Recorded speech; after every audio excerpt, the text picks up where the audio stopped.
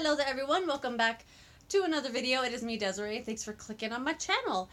I thought it would just be kind of fun to share some things that I have that I will never get rid of, like limited edition stuff. I was watching a declutter from someone and I noticed a lot of the time these YouTubers that get a lot of PR, they tend to declutter all the limited edition stuff because they can't show it on their channel anymore, and it breaks my heart. I feel like I'm tilted kind of weird. Okay. Two of my favorite words in the English language are limited edition. If it's a limited edition, can I get it now? Can I get two of them? I just love limited edition stuff because normally it's like special packaging, it's a special collaboration, it's different shades. I just love limited edition stuff. Most of what I have is limited edition. I also, a lot of the time, if something is brand new and I'm just excited to get it, and I find out that it's permanent collection, I don't usually rush out and get it right away because I know I can get it anytime, you know, for the most part. But if it's limited, I'm just all over it. So anyway, I thought it'd be kind of fun just to share some palettes that I have. How many did I pull out? Five. That I will never get rid of. I have like a special connection with it, or it was a gift, or just whatever reason I just can never get rid of it. I have a lot of products I can share in this kind of vein, but I thought just 5, let's keep it, you know, relatively okay. I don't know what I was trying to say there. Let's keep it, what's the word? I don't know. Let's just do the video. So anyway, first one is the Smashbox On The Rocks palette. I got this as a gift for Christmas a couple of years ago, and I feel like it doesn't need to be so bulky for what's in here. It doesn't seem like it needed to be so big, but I guess, you know, for holiday they wanted to make it like big and in your face, and that's definitely what it is. I got this as a gift. I really like the shades that are in here, but I found them really hard to use. Like, they would not stay on my eyelids. This is the Smashbox Photo Op formula, and I always found this one really difficult to use. I never understood why Emily Noel 83 liked it so much, but it's because she uses an eyeshadow primer. I never use eyeshadow primer. I usually just use concealer. This, you have to use a primer with it, and it'll transform these shades to something magical. Once I realized you have to use a primer, I fell so hard in love with this palette. I reach for it every once in a while. I had my boyfriend, this is months ago now, but I had my boyfriend like pick out makeup. I was like, hey, what eyeshadow palette do you want me to wear today? And he picked out this one, and I was like, oh, I finally know how to use that palette. So I thought that was kind of funny that he picked this one. So yeah, I really like this palette. It was a gift. I can't get rid of it. I do like the formula now that I know how to use it, and I like it. I can never get rid of it. Another one that was for holiday, this was from 2017. This is from Revlon.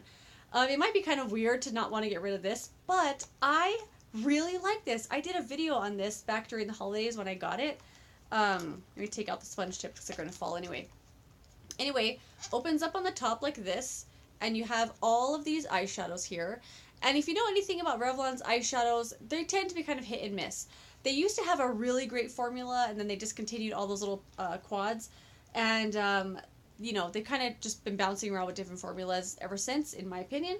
But these are actually really nice. I find them very beginner-friendly, but also just easy to use. I even like the blues in here, like the colorful ones. I think are really nice. And, you know, I liked it. I liked this palette. So you get all these eyeshadows up here, and then on the bottom, it's always kind of hard to slide this part out, though. Okay. On the bottom here, you get 4 blushes, a little bronzer shade, like a lighter kind of highlight shade, and 4 of their lipsticks in here. I really like this. I like how compact it is. I like this whole like travel friendly aspect of it, and I like the quality. I just like everything about this, and it's cute, and it's like a little clutch, keeping it forever. Even if the lipsticks dry out, it's okay. The next one I'm keeping forever is actually from Makeup Forever. I have mentioned this a bunch in videos in the past. This was holiday, Jesus, I want to say 2016 maybe? 15? Was this 2015? It'd be nice if they put a year on it, right? Anyway, this is how it looks. Really cool. This is the first Makeup Forever thing I ever had. And this is the inside of the palette. I'm surprised I haven't hit pen on these. This one, I feel like any day I'm going to hit pen on it because I use that one all the time. I also use that one and that one all the time. I reach for this regularly. So this, well, for one, it's just a stunning palette. It was my first Makeup Forever thing. It made me fall in love with Makeup Forever. And this, my boyfriend actually bought this for me before he was even my boyfriend. We had just gone Black Friday shopping. I got out of work at midnight, and on Thanksgiving I had gotten out of work at midnight.